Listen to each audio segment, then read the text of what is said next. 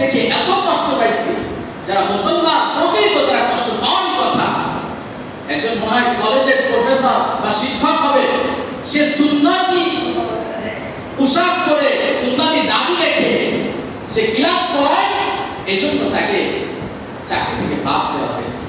তাকে বলছে যে এইভাবে ক্লাস করানো যাবে না, আর সেও আল্লাহ গোলাম, সঙ্গে সঙ্গে চাকরি ছেড়ে দিয়েছে। আপনি কি মনে করছেন সে তার অন্তরে আল্লাহ তাআলা ঢুকাইছে, সে বুঝতে পারছে যে দুনিয়ার এই 2 টাকার জন্য আমি আমার সুন্নাতকে বিক্রি করতে পারবো না, আমি আমার আল্লাহ তাআলার হুকুমকে বিক্রি করতে পারবো না। মাথা যদি নত করতে হয় আল্লাহর সামনে কত ঠিক না কথা বলে, সে এটা তার অন্তরকে নিজেকে বুঝাইছে, নফসকে বুঝাইছে যে আমি যদি মাথা নত করতে হয় তাহলে আল্লাহর সামনে করব, কোন মানুষের সামনে আমি সুন্নাত বিক্রি করে দেব না। টাকার জন্য আমি সুন্নাত ছেড়ে দেব না, টাকার জন্য দাড়ি ফেলতে পারবো না, টাকার জন্য পাঞ্জাবি কান থেকে আমি ছুঁড়ে ফেলে দিতে পারবো না, টাকার জন্য এই টুপি আমি দাড়ি এই টুপি এই পাগড়ি আমি মাথা থেকে ফেলতে পারবো না। এটা নিজের নফসকে সে বুঝাইছে, সেই অনুযায়ী সে আমল করছে। এরকম মুসলমান হইতে হবে।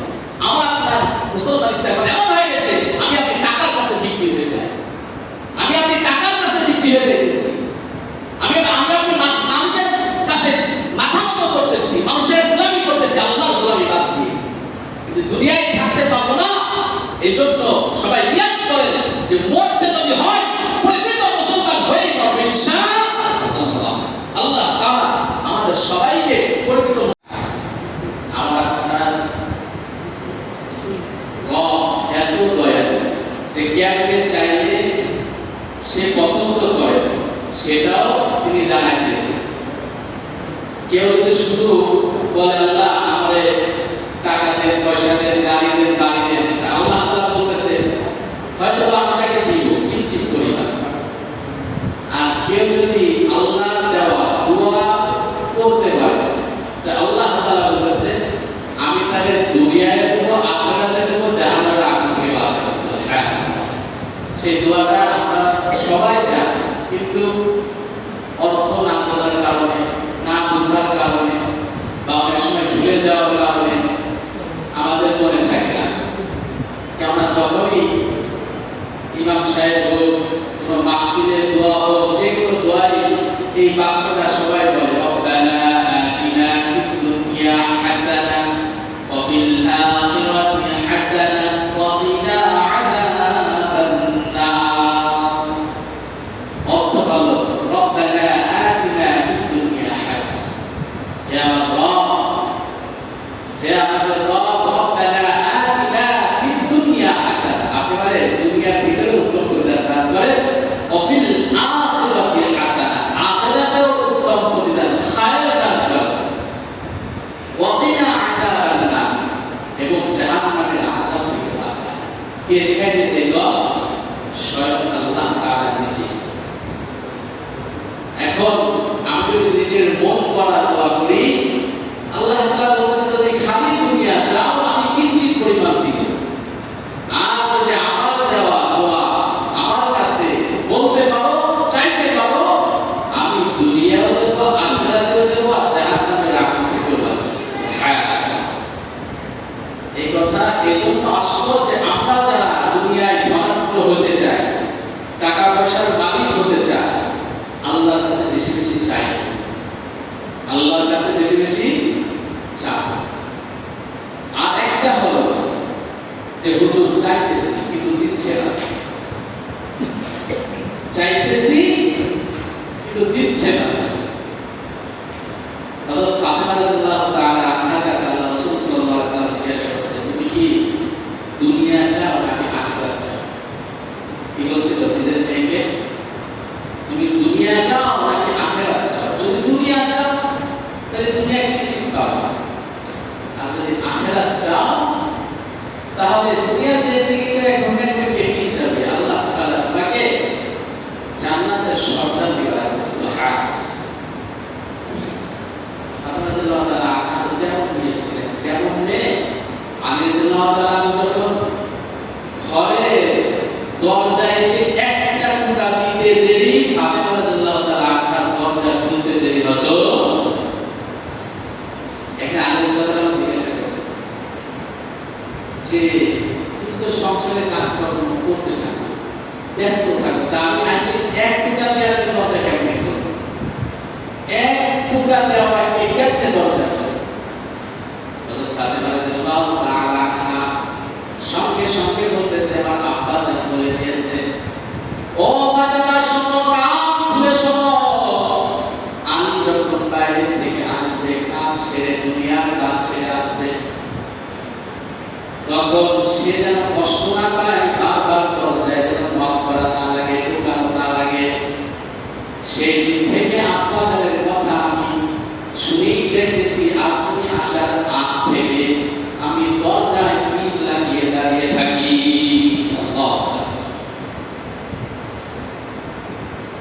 সন্তান টাকার দেখতে হবে, কে বলে দিয়েছে? আব্বা বলে দিয়েছে যে আলী যেন কষ্ট না পায়, দরজার সামনে এসে, দরজার সামনে এসে যেন কষ্ট না পায়। সে তোমাদের জন্যই তো রিজিক অন্বেষণ করতে বাইরে বের হইতেছে, এসে যেন দরজার সামনে বেশিক্ষণ দাঁড়ায় না থাকে, খবরদার ফাতেমা সে কষ্ট না পায়, তুমি এদিকে খেয়াল রাখবা। সেদিনের পর থেকে আমি ফাতেমা, আপনি আসার আগ থেকে, আপনি আসবেন কখন এইটা না, আসার আগ থেকে আমি দরজায় পিন লাগিয়ে দাঁড়িয়ে থাকি, আপনি আসার সঙ্গে সঙ্গে দরজা ঢোকা দিতে দেরি, আমি ফাতেমা দরজা খুলতে দেরি হয়। হ্যাঁ, শিক্ষাটা পিতার শিক্ষা। এজন্য সন্তানের স্কুল হলো আগে পিতা। সন্তান আমি আপনি যেভাবে মানুষ করবো, তারা তেমন ভাবে মানুষ করবো। কথা বুঝাইতে পারছি? কষ্ট পাওয়ার কিছু নাই, কাউকে আঘাত দেওয়ার জন্য কথাগুলো বলতেছি না। পারেন নাই যারা আল্লাহর কাছে দোয়া করেন, পিতা মাতার দোয়া সঙ্গে সঙ্গে আল্লাহ কবুল করেন। কথা বুঝাইতে পারছি? অনেকে মনে করতে পারে যে আমি তো পারি নাই, তাহলে আমি কি করবো? আপনার করণীয় হলো বেশি বেশি দোয়া করা আল্লাহর কাছে। আপনি আগে ঠিক হয়ে যান, আপনি আগে আল্লাহর হুকুম মানা শুরু করে দেন, নবীর সুন্নাতের উপর চলা শুরু করে দেন, আর আল্লাহর কাছে কাঁদতে থাকেন, ইয়া আল্লাহ আমি তো বুঝি নাই, পারি নাই, সন্তানকে সেটা মানুষ করতে, আমার সন্তানকে আপনার পথে পরিচালনা করা তৌফিক দান করে। পারবেন না দোয়া করতে? ইনশাআল্লাহ। হাজারো পিতা কাঁদতে থাকে রাতে, হাজারো মা কাঁদতে থাকে রাতে। আমার কাছে একজন এসে বলতেছে, এখন আর কি করবো, বুঝি নাই, এখন কি করবো? সন্তান বলে আজকে ভার্সিটিতে যাওয়া লাগবে, যে এত রাত্রে কেন? পার্টি আছে। সন্তান ভার্সিটিতে পড়ে, নাও মেয়ে সন্তান, আমি গল্প বানাই বলতেছি না, এখনো তার পিতা মাতা বেঁচে আছে, সন্তান বেঁচে আছে। এত দুঃখ অন্তরে চেপে বলতেছে যে এখন যখন বলে যে রাত 10টার সময় ভার্সিটিতে যাওয়া লাগবে, যদি বলে কি বলে পার্টি আছে, ওই পিতার চোখে আর ঘুম আসে। বলে যুবতী মেয়ে রাত 10টার সময় বের হয়ে যাইতেছে পার্টির কথা বলে, পিতা নিজেকে আর সান্ত্বনা দিতে পারে না, অঝরে কাঁদতে থাকে। এই জন্য বলি ভাই, কাঁদার আগে সন্তান হিসেবে মানুষ করার চেষ্টা করি। যাদের পারে নাই তারা আল্লাহর কাছে দোয়া করে। আজকে আমার মেয়ে, আমার ছেলে আজকে খারাপ পথে চলবে, ব্যথা তো আমারই লাগে, ব্যথার কষ্ট তো সব আমার, আমার কষ্ট তো আরেকজন ভোগ করতে আসবে না। দুনিয়াও এমন, আখিরাতটাও এমন। দুনিয়াও যেমন আপনার ব্যথা আপনার নিজের সইতে হয়। যখন অসুস্থ হয়ে পড়ে থাকেন, একবার দুইবার তিনবার নয় আসবে পাড়া প্রতিবেশী আত্মীয় স্বজন, এরপরে ফোন দেওয়াও বন্ধ করে দেবে, খোঁজ নেওয়াও বন্ধ হয়ে যাবে ভাই। এটাই বাস্তবতা, এটাই দুনিয়া নীতি, মেনে নিতে হবে। আর কবরের কথা কি বলবো, আপনাদের সামনে হাজারো বার বলছি, হাজারো বার বলছি, ইয়াউমা ইয়াফিরুল মার'উ মিন আখিহি ওয়া উম্মিহি ওয়া আবিহি ওয়া সাহিবাতিহি ওয়া বানিহি। এরপরও আল্লাহ রাসূল বলছে আমার উম্মত ভুলে যাবে দুনিয়ার ব্যস্ততায়, দুনিয়ার ঝামেলা, তারা জানা কথাও ভুলে যাবে। আপনাদের সামনে আল্লাহ তাআলা বলার তৌফিক দিয়েছে, তাই বলতে পারতেছি আলহামদুলিল্লাহ। যদি আপনারা আমল করেন, ফায়দা আপনার হবে,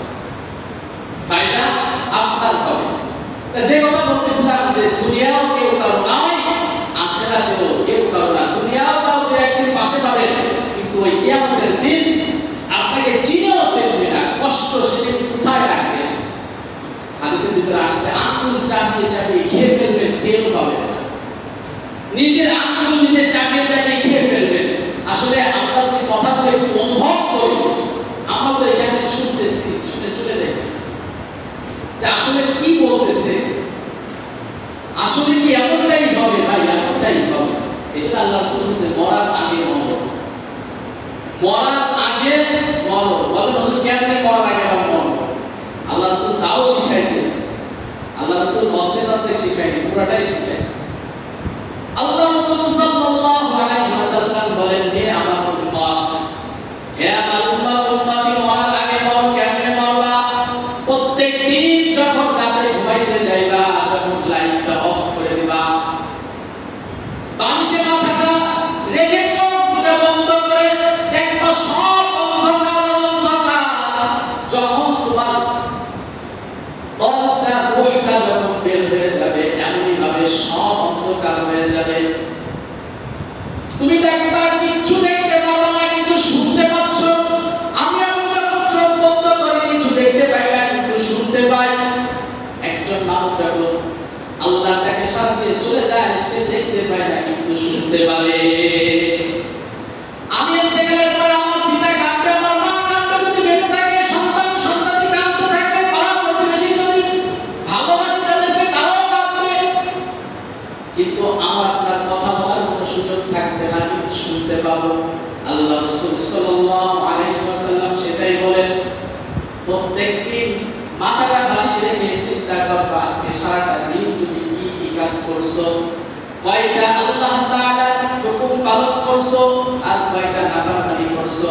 কোন বান্দা বান্দি যদি প্রত্যেকদিন ঘুমানোর আগে নিজের হিসাব থেকে নিজে মিলায়, আশা করা যায় আজকে যদি দুইটা নাফরমানি করে, সে চিন্তা করবে কালকে আমার গুনাহ থেকে বাঁচতে হবে। কিন্তু আমার আপনার কোনো এইটা নিয়ে ভাবনা নাই, চিন্তা নাই, কোনো পরিকল্পনা নাই, কোনো টার্গেট নাই যে আমি আল্লাহকে কেমনে খুশি করব। কিন্তু একটা বাচ্চা যখন স্কুলে পড়ে, শিক্ষক শিক্ষিকা তাকে একটা টার্গেট দিয়ে দেয়, এই বন্ধ গেছে, বন্ধর ভিতরে সে বাড়িতে এসে কি করবে, বাড়ির কাজগুলো তার সুন্দরকে বুঝাই দিয়েছে। কিন্তু আজকে আমি আপনি গাফেল ওই কবরের ব্যাপারে, যেখানে আমরা না সারাটা জিন্দেগি কাটাইতে হবে, সারাটা জিন্দেগি যেখানে কাটাইতে হবে, সেখানের জন্য আমি আপনি কি গাফেল হয়ে গেছি। এজন্য আল্লাহ বান্দা যে কথা বলতেছিলাম যে দুনিয়ায়ও দেখবেন যখন বিপদে পড়বেন, একদিন দুই দিন তিন দিন সবাইকে পাশে পাবেন, একটা সময় নিজে একা হয়ে যাবেন, কাঁদতে থাকবেন শুয়ে শুয়ে। যারা এখানে অসুস্থ হয়েছে, দীর্ঘদিন অসুস্থের বিছানায় পড়ে আছেন, তারা এই বিষয়গুলো বুঝবে না, না হয় বোঝানো সম্ভব না। যারা বিছানায় পড়ে আছে তাদের কাছে জিজ্ঞাসা করবেন তাদের কেমন লাগে। আর কিয়ামতের কথা, হাসর হাসরের কথা তো বললাম, কেউ আপনাকে চিনতে চাইবে না। একটা নেকি যদি চেয়ে বসে, আমি আপনি একটা নেকি চেয়ে বসি, এই ভয়ে আমার সন্তান আমাকে চিনবে না, আমার পিতা মাতা আমাকে চিনবে না, আমার যে বন্ধু বান্ধবের জন্য গুনাহ করছি সে বন্ধু বান্ধব আমাকে চিনবে না, যে নেতার স্লোগান দিয়েছি সে নেতাও আমাকে চিনবে না। আজকে নেতার স্লোগান দিয়ে যদি আপনি আল্লাহর স্লোগান দিতেন, আজকে হাবিবের স্লোগান দিতেন, তাহলে ওই আমার আপনার নবী হযরত মুহাম্মদ মুস্তাফা সাল্লাল্লাহু আলাইহি ওয়াসাল্লামের যদি পাগল হইতে পারতেন, যদি তার দুরূদ বেশি বেশি করতে পারতেন, সব সময় সাল্লাল্লাহু আলাইহি ওয়াসাল্লাম সাল্লাল্লাহু আলাইহি ওয়াসাল্লাম সাল্লাল্লাহু আলাইহি ওয়াসাল্লাম কমপক্ষে যদি 100 বার করতে পারতেন। হাদিসের ভিতরে আসছে যখন একবার কেউ দুরূদ পড়ে, ফেরেশতা সঙ্গে সঙ্গে আল্লাহর হাবিবের রওজায় গিয়ে পৌঁছায় দেয়। সুবহানাল্লাহ। শুধু তার নাম না, তার পিতার নাম সহ আল্লাহ রাসূলের কাছে বলে আসে। কিন্তু দেখেন কয়দিন দুরূদ শরীফটা করছে, নামাজে দুরূদ শরীফ যেটা আমরা পড়ি, অনেকে দেখতে সহি শুদ্ধ হয় না। কয়দিন শেখার চেষ্টা করছে, কিন্তু আমাদের সামনে সব সময় বলতেই আছি। আল্লাহ তাআলা আপনাদের বোঝার তৌফিক দিক, আমাদের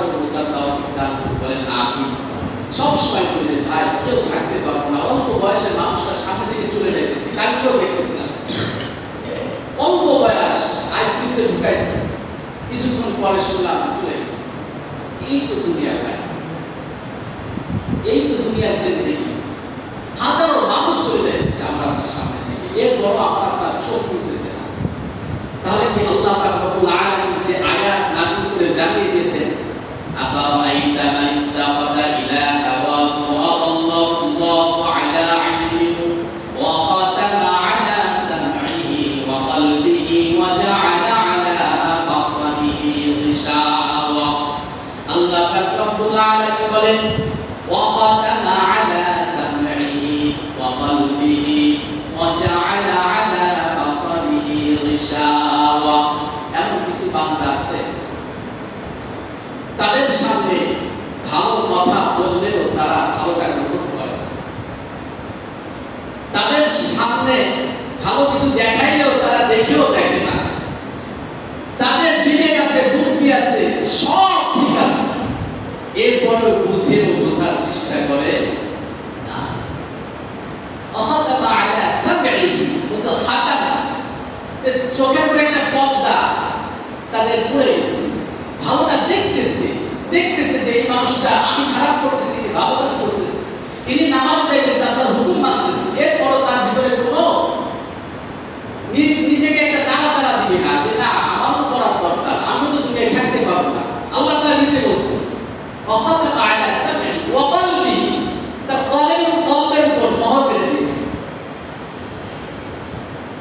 ওয়া কলবিহি ওয়া জা'আলা আলা বাসারিহি গিশাওয়া। ওয়াখাতামা আলা সামঈহি, কানের উপর মোহর মারছে, চোখের উপর পর্দা ফেলেছে, কলবের উপর মোহর মারছে। এজন্য তারা ভালোটা দেখেও দেখে না, ভালোটা শুনেও শোনে না, বিবেক বুদ্ধি থাকা সত্ত্বেও তার ভিতরে ভালো কাজগুলো তার অন্তরের ভিতরে, কলবের ভিতরে ঢোকে না। এজন্য আল্লাহ তাআলা এই যে করা যে কথাটা, যদি আমি আপনি সরে আসতে চাই, এই কলবের ময়লাকে পরিষ্কার করতে চাই, তাহলে বেশি বেশি আল্লাহ তাআলাকে স্মরণ করে জিকির করতে হবে। পারবেন তো ইনশাআল্লাহ? আমার আপনার অন্তরে এখন দুনিয়ার জিকির এমন ভাবে ঢুকছে, এজন্য আল্লাহ জিকিরা জিহ্বায় আসে, আল্লাহ তাআলা জিকিরা মুখে আসতে চায়। কিন্তু কেউ যদি শুরু করে দেন, একদিন, দুই দিন, তিন দিন বাদ দিবেন না, দেখবেন আপনি হাঁটতেছেন, চলতেছেন, এমনি থেকে হঠাৎ করে সুবহানাল্লাহ সুবহানাল্লাহ আলহামদুলিল্লাহ চলে আসে। বিশ্বাস হয় না? শুরু করেন। আপনি হাঁটতেছেন, গাড়ি চালাইতেছেন, মুখ থেকে বের হয়ে যাবে, আপনি না চাইতেও কে বের করে দিবে? আল্লাহ তাআলা বের করে। আল্লাহ বলে, ফাযকুরুনি আযকুরকুম, যদি তোমরা আমাকে স্মরণ করো আমিও তোমাকে স্মরণ করব। সুবহানাল্লাহ। আমি আপনি যদি আল্লাহকে স্মরণ করি, আল্লাহ তাআলা আমাকে আপনাকে স্মরণ করে। এজন্য ভাই, যে কথা বলতে এত দূর চলে আসলাম, যে আল্লাহ তাআলার হুকুম ছিল, যাদের উপর হুকুম ছিল কুরবানি ওয়াজিব হয়েছিল, তারা যেমন ভাবে আল্লাহর রাস্তায় কুরবানি দিয়েছেন, এই কুরবানিটা শুধু যেন মানুষ দেখানো না হয়, যেন মানুষ থেকে বাহবাহ পাওয়ার জন্য শুধু না হয়, এটা যেন নিজের সব খারাপটুকু কুরবানি দিয়ে একমাত্র আল্লাহ তাআলার হুকুম আহকাম যেন মানতে পারি, আল্লাহর কাছে সেই দোয়া করব ইনশাআল্লাহ। আল্লাহ তাআলা সবাইকে কবুল করুন, বলেন আমিন। আল্লাহ তাআলা একটা বলছে, ইয়া আইয়ুহাল্লাযীনা আমানু লা তুলহিকুম আমওয়ালুকুম ওয়ালা আওলাদুকুম আন যিকরিল্লাহ। আল্লাহ তাআলা বলছে, তোমার ধন সম্পদ, সন্তান সন্ততি যেন তোমাকে আমার থেকে গাফেল না রাখে, আমার স্মরণ থেকে গাফেল না রাখে। এজন্য ভাই, আমাদের সম্পদ কে দিয়েছে বলেন? আল্লাহ তাআলাই দিয়েছে। সম্পদ দেওয়ালা আল্লাহ তাআলা, আবার সম্পদ নিয়ে যায় কে? আল্লাহ তাআলা। অনেক মানুষ আমার আপনার সামনে হঠাৎ করে এমন কোনো রোগে আক্রান্ত হয়ে যায়, লক্ষ লক্ষ কোটি কোটি টাকা চলে যায় কি যায়? আল্লাহ তাআলা দ্বিতীয় টাইম লাগে না, তৃতীয় টাইম লাগে না। কিন্তু যে আল্লাহ তাআলা দিয়েছেন, সে আল্লাহর রাস্তায় খরচ করবেন তো ইনশাআল্লাহ।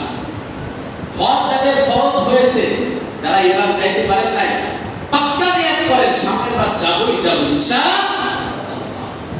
আপনি হজের জন্য যে টাকাটা খরচ করবেন আল্লাহ তাআলা আপনাকে দুনিয়ায়ও দেবে আখিরাতেও দেবে। আল্লাহ আপনাকে দুনিয়ায়ও দিয়ে দেবে আখিরাতেও দেবে। যারা কুরবানি করছেন একমাত্র আল্লাহ তাআলা সন্তুষ্টির জন্য 20,000 হোক 30,000 হোক যা গেছে আল্লাহ তাআলা আপনাকে গোশত খাওয়াইছে, কুরবানিও দিয়েছে, আল্লাহকেও খুশি করাইছে, আবার এটা বদলা আখিরাতে আল্লাহ তাআলা সুবহানাহু। কথা বুঝতে পারছেন? তাহলে লস না লাভ হবে। মুসলমান যদি প্রত্যেকটা কাজ আল্লাহর জন্য করে প্রত্যেকটা কাজে লাভ হবে, লাভ কোনো লস নাই। প্রত্যেকটা কাজ কার জন্য করতে হবে? আল্লাহ তাআলা। তাহলে কোনো লস নাই, শুধু লাভ, শুধু লাভ। আমাদের আল্লাহ বলতে যেমন মানুষ বলে হাতি মূল্যেও লাখ টাকা, জিতলেও বাঁচলেও লাখ টাকা। তা মুসলমান বাঁচলেও লাভ, মূল্যেও লাভ। সে বাঁচলে সে দিনের পর চলবে, আল্লাহর কথা বলবে, দিনের দাওয়াত দিবে, আর মরলে সে জান্নাতে যাবে। সুবহানাল্লাহ। তেমন মুসলমান তো হয়, তাই না ভাই? যেমন মুসলমান আল্লাহ তাআলা বলে বলছে ইয়া আইয়ুহাল্লাযীনা আমানু দুখুলু ফিস-সিলমি কাফা, যে তোমরা ইসলামের ভিতরে এমন ভাবে প্রবেশ করবা একটা হুকুম আহকাম তো না ছিল। গতকাল একটা পোস্ট দেখে এত কষ্ট পাইছি, যারা মুসলমান প্রকৃত তারা কষ্ট পাওয়ার কথা। একজন মহান কলেজের প্রফেসর বা শিক্ষক হবে, সে সুন্নতি পোশাক পরে সুন্নতি দাবি রেখে সে ক্লাস করায়, এজন্য তাকে চাকরি থেকে বাদ দেওয়া হয়েছে। তাকে বলছে যে এইভাবে ক্লাস করানো যাবে না, আর সেও আল্লাহ গোলাম, সঙ্গে সঙ্গে চাকরি ছেড়ে দিয়েছে। আপনি কি মনে করছেন? সে তার অন্তরে আল্লাহ তাআলা ঢুকাইছে, সে বুঝতে পারছে যে দুনিয়ার এই 2 টাকার জন্য আমি আমার সুন্নাতকে বিক্রি করতে পারবো না, আমি আমার আল্লাহ তাআলার হুকুমকে বিক্রি করতে পারবো না। মাথা যদি নত করতে হয় আল্লাহর সামনে করব, ঠিক কিনা কথা বলে? সে এটা তার অন্তরকে নিজেকে বুঝাইছে, নফসকে বুঝাইছে যে আমি যদি মাথা নত করতে হয় তাহলে আল্লাহর সামনেই করব, কোন মানুষের সামনে আমি সুন্নাত বিক্রি করে দেব না। টাকার জন্য আমি সুন্নাত ছেড়ে দেব না, টাকার জন্য দাড়ি ফেলতে পারবো না, টাকার জন্য এই পাঞ্জাবি গান থেকে আমি সরে ফেলে দিতে পারবো না, টাকার জন্য এই টুপি আমি দাড়ি এই টুপি এই পাগড়ি আমি মাথা থেকে ফেলতে পারবো না। এটা নিজের নফসকে সে বুঝাইছে, সেই অনুযায়ী সে আমল করছে। এরকম মুসলমান হইতে হবে। আমরা আপনার মুসলমানিত্ব এখন এমন হয়ে গেছে, আমি আপনি টাকার কাছে বিক্রি হয়ে যায়, আমি আপনি টাকার কাছে বিক্রি হয়ে যাইতেছি, আমি আপনি মানুষের কাছে মাথা নত করতেছি, মানুষের গোলামি করতেছি আল্লাহর গোলামি বাদ দিয়ে। কিন্তু দুনিয়ায় থাকতে পারবো না, এই জন্য সবাই নিয়ত করেন যে মরতে যদি হয় প্রকৃত মুসলমান হয়ে মরবে ইনশাআল্লাহ। আল্লাহ তাআলা আমাদের সবাইকে প্রকৃত মুসলমান হওয়ার তৌফিক দান করেন, আমিন। আরেকটা কথা, গতকাল একটা অবজেকশন দিয়েছে যে আমার চাচাতো ভাই কুরবানি দিয়েছে কিন্তু আমাকে গোশ দেয় নাই, আমার ভাই বোনকে দেয় নাই। আমরা যারা কুরবানি করছি ভাই, আপনার আপন যারা আছে, চাচা চাচি ভাই বোন খালা খালু, ইনাদের যে হক এটা আপনার বুঝাই দিতে হবে। যে দিয়ে আসবেন, এটা আমি কুরবানির আগের জুমায়ও আপনাদেরকে বলে দিয়েছি। দুঃখের বিষয় হলো এইগুলো আমরা পালন করি না। আজকে আমার আত্মীয় সাথে আমার মহাব্বত নাই, কি কারণে? এই কিছু ছোটখাটো বিষয় সবাই শেষ ভাই। আল্লাহ রাসূল সাল্লাল্লাহু আলাইহি ওয়াসাল্লাম বলেন ইয়া আইয়ুহান নাস, হে মানুষ সকল, আফশুস সালাম ওয়া আতঈমুত তাআম, তোমরা বেশি বেশি সালাম দাও, সালামকে প্রসারিত করো, ওয়া আতঈমুত তাআম, মানুষকে খাওয়াও। তাহলে কে খুশি হবে বলেন? আল্লাহ তাআলা রাসূল বলছে হাদিসে তাদখুলুনাল জান্নাতা বিসালাম, তাদখুলুল জান্নাতা বিসালাম, তাহলে তোমরা শান্তিতে নিরাপদে জান্নাতে প্রবেশ করতে পারবে। বলেন সুবহানাল্লাহ। এজন্য ভাই আমরা মানুষকে বেশি বেশি খাওয়াবো, আমাকে দেবে কে বলেন? আল্লাহ দিবে। আত্মীয়স্বজন আসলে রাগ হবে না, মেহমান আসলে রাগ হবে না। আল্লাহ তাআলা রাখবো বলতেছে মেহমান না আসলে সে চিন্তাই করে যে আল্লাহ তাআলা কি আমার নারাজ হয়ে গেছে। এজন্য ভাই আপনাদের পায়ে হাত দিয়ে বলি, প্রত্যেকটা কাজ আল্লাহর জন্য করেন, নবীর সুন্নাত তরিকার উপরে চলেন, দেখবেন আল্লাহ দুনিয়াও শান্তি দেবে, আখিরাতেও শান্তি দেবে ইনশাআল্লাহ। চলবো তো ইনশাআল্লাহ। কথা তো মনে চায় যে আপনাদেরকে আরো কিছু বলি, আরো কিছু বুঝাই। আল্লাহ তাআলা তো এই কথা শুধু বলার দ্বারা খ্যাত না হয়, আগে আমাকে আপনারা তৌফিক দান করেন। আপনাদের সবাইকে কবুল করে বলেন আমিন।